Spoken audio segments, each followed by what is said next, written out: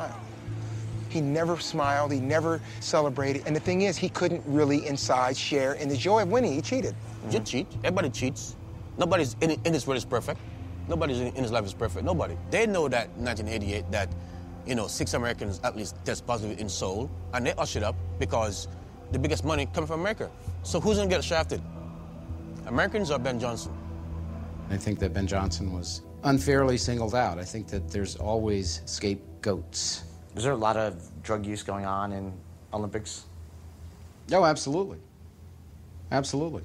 Dr. Exum was the director of anti-doping at the U.S. Olympic Committee for 10 years.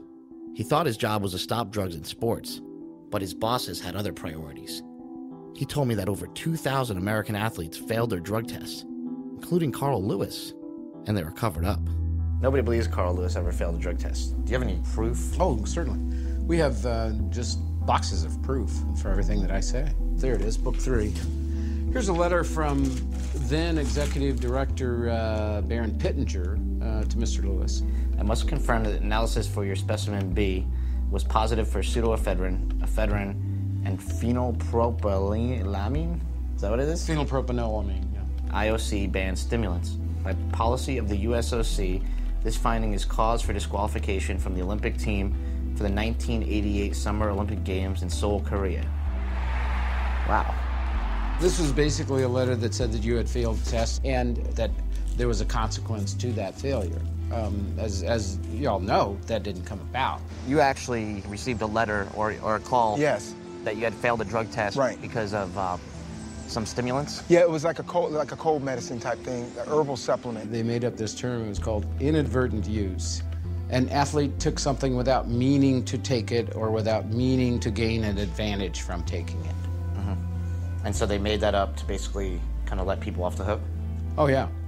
Yeah. Carl's story is it's been a cold medicine, it's been a tea, there's been some kind of a nutrient. It's a stimulant. So you're saying these athletes, they know they what's on the banned substance? They totally know. I mean, they are bombarded with the banned substance list. A lot of people say you failed a drug test, you raced against Ben Johnson, and that maybe the gold medal should go to the guy next place. I understand. There are a lot of people that are going to go to their grave saying, I know he did it.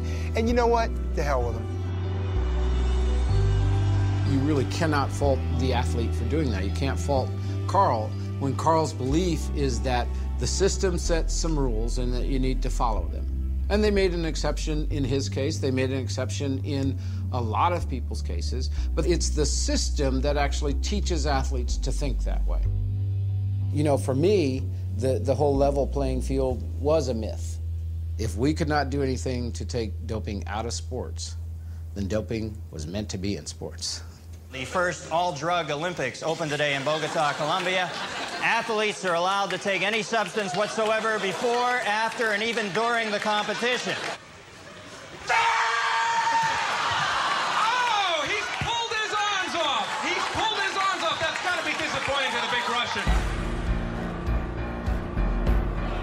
Yeah! What has made every major sport multi-billion-dollar entities? Well, after you distill it all down, it's the desire of the customer, the fans that fill these seats and others, to see bigger-than-life people doing bigger-than-life things. What do you think about athletes using steroids in sports? Steroids? I love it if they're on my team. I think it's totally wrong. Totally wrong. First offense, throw them out. I ain't cheating. You kidding me? Ready, go. Oh! It all gets back to money. As long as people continue to buy Mark McGuire shirts, Barry Bonds hats, we're feeding that monster. You vote for the Raiders by wearing the Raiders hat. You cast your vote for Nike with your T-shirt, Every day when you pick $1 out of your pocket, you're voting. And if you don't like, athletes juicing up, then don't vote to have that done. Don't buy their stuff. Don't go to the game. Do steroids. Become governor. Be big and strong. No girly man. Go Giants, baby! Woo! Shotgun! Woo! Since the steroid scandals broke, sports revenue has gone through the roof. People are buying more tickets, T-shirts, and souvenirs than ever. So if this is what we, the people, are voting for, why did Congress get involved? They always tell you that if you have a problem, talk to your congressman. Lucky for me, my congressman is Henry Waxman. Hey, how are you? I'm fine. How are you? Very nice to meet you. Chris Bell. He's the one who called the baseball hearings in the first place. He's got to have some answers. I think it's important for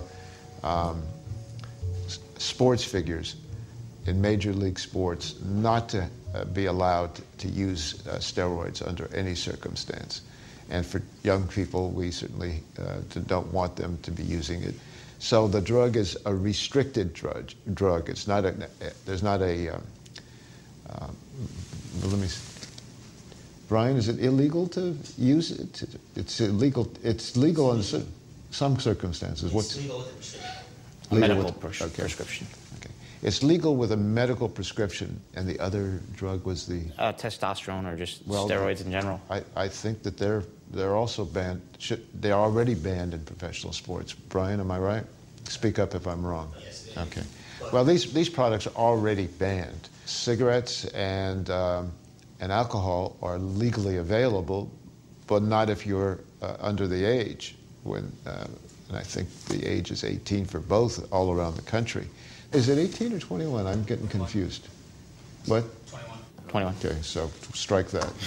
That's all right. President Bush allotted $15 million for steroid education. Where has that money gone?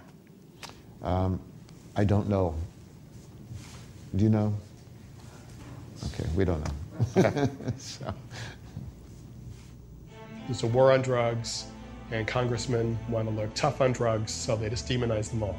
And they say, oh, these are our children are being exposed to them, they're going to kill our children, and they just paint everything in black and white, and they really don't see the areas in between. For those of us who live in the gray areas and whose life depends on it, it's a very important issue. Politicians are always looking for an issue to get behind. They're always looking for something to be able to say to the public, hey, look at what my legislation's doing. Look at what my bill has done. I'm out there. I'm protecting you. I'm protecting the children. Turns out the most important witness at the baseball hearings was not a famous athlete. Taylor Hooton was a 17-year-old kid who committed suicide, and his father blamed steroids. I believe the poor example being set by professional athletes is a major catalyst, fueling the high usage of steroids amongst our kids. And parents across America should hold you accountable for behavior that inspires our kids to do things that put their health at risk and that teaches them that the ethics we try to teach them around our kitchen table somehow don't apply to them. Please help us to see that our children's lives were not lost in vain. You have the power to do something about it, and we're counting on you to do so. Donald Hooton coming in and putting a human face on it